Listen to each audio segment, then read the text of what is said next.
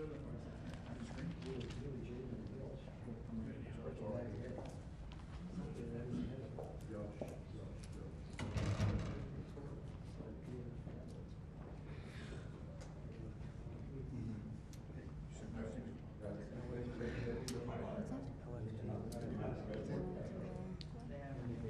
y'all, one more time, silence all your phones, make sure your phones are silent, thanks.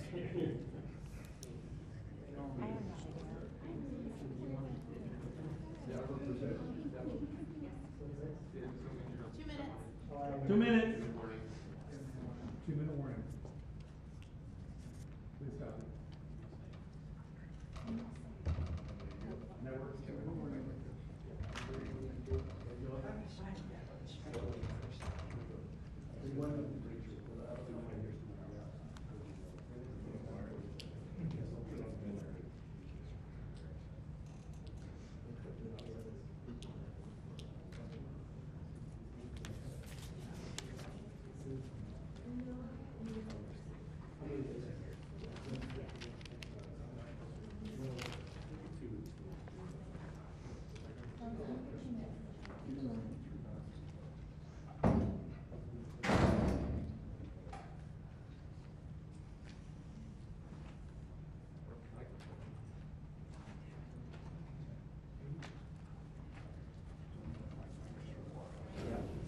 Hey, for the walk up, bring that mic back just a little bit. Yeah, that's perfect.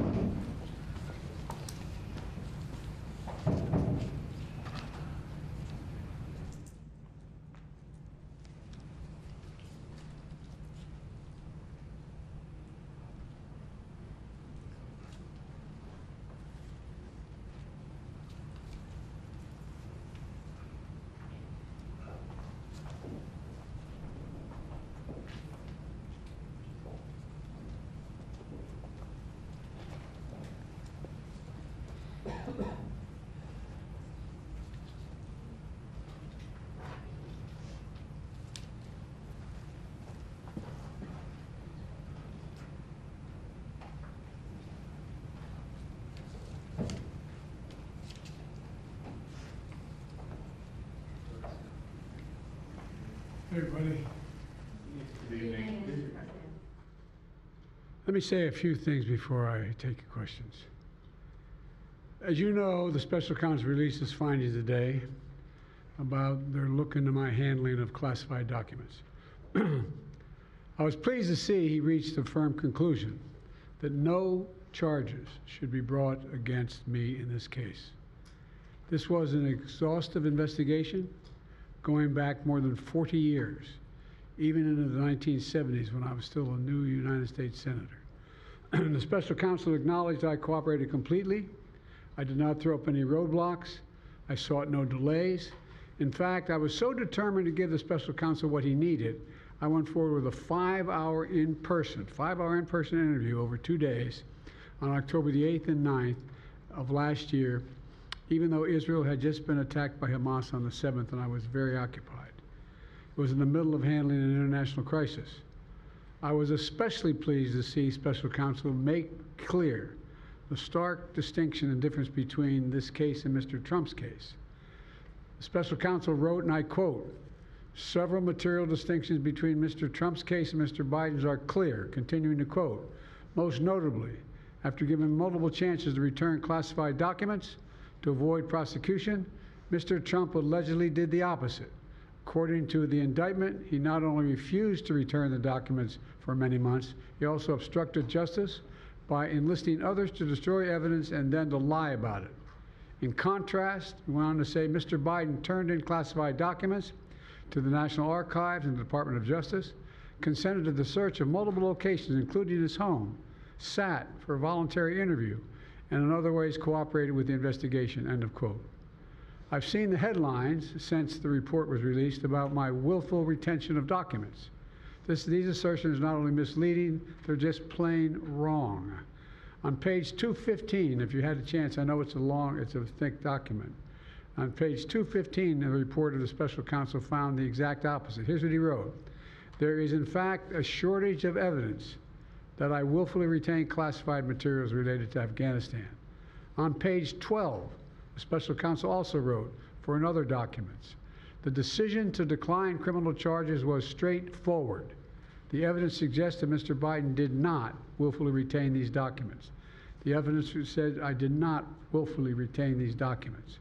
In addition, I know there's some attention paid to some language in the report about my recollection of events. There's even reference that I don't remember when my son died. How in the hell dare he raise that? Frankly, when I was asked the question, I thought to myself, it wasn't any of their damn business. Let me tell you something. Some of you have commented, I wear since the day he died, every single day, the rosary he got from Our Lady of. Every Memorial Day we hold a service remembering him, attended by friends and family and the people who loved him. I don't need anyone.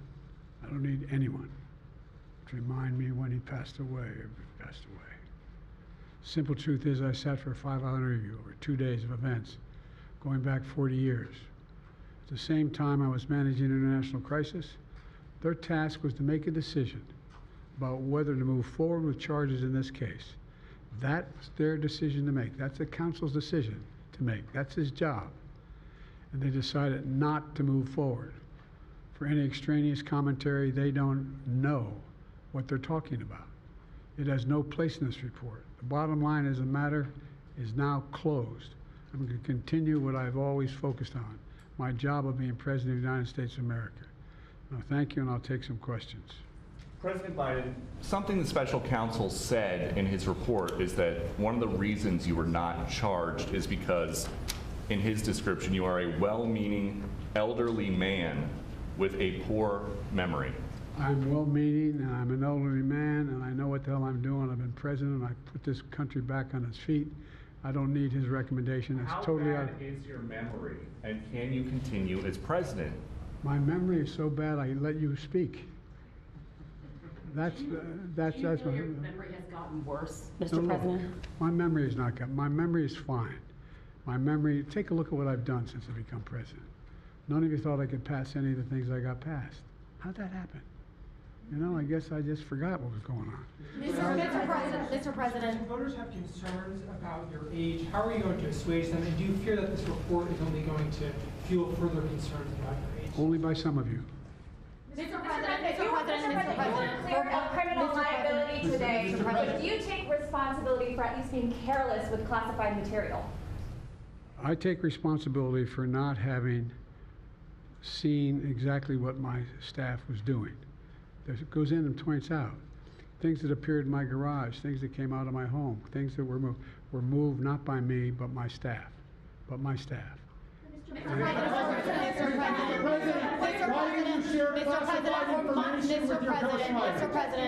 Mr. President, for months when you were asked about your age, you would respond with the words, "Watch me." Many American people have been watching, and they have expressed concerns about your age. That is your judgment. That is your judgment. That is not the judgment of the press. They express concerns about your mental acuity. They say that you are too old. Mr. President, in December, you told me that you believe there are many other Democrats who could defeat Donald Trump. So why does it have to be you now? What is your answer to that question? Because I'm the most qualified person in this country to be President of the United States and finish the job I started. Do you believe that? Why are you confusing the names of world leaders? Thank you, everyone. Thank you very much. I did not share classified information. I did not share it. With your ghostwriter. With my ghostwriter, I did not. Guarantee you did not. But the special counsel said in the Well, no, report he that he did not say that. Okay. He did not say that. But Mr. President, one of the... Let me answer your question. The fact of the matter is, what I didn't want repeated, I didn't want him to know, and I didn't read it to him, was I had written a long memorandum to President Obama why we should not be in Afghanistan. And I was of this multiple pages.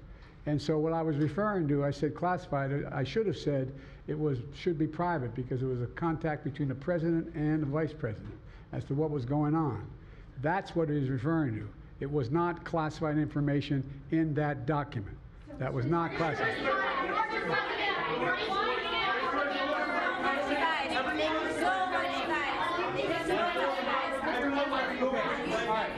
He called on me.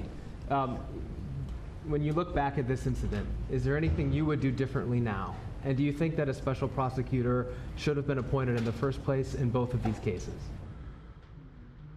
First of all, what I would have done is oversee the transfer of the material that was in my office, in my offices. I should have done that. If I go back, I didn't have the responsibility to do that. That was my staff was supposed to do that, and they referenced that in the report.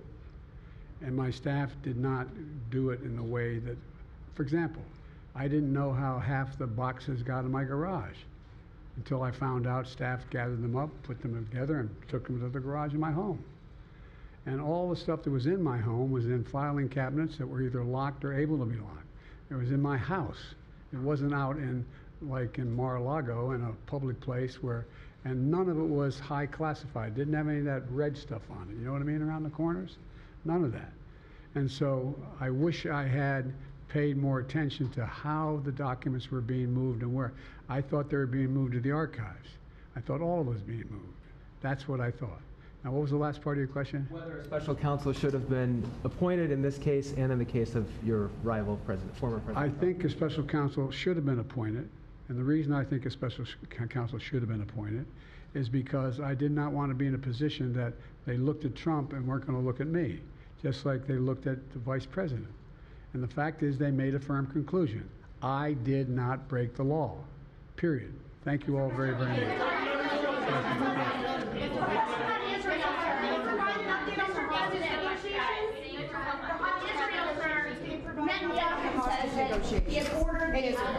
The hostage negotiation, look.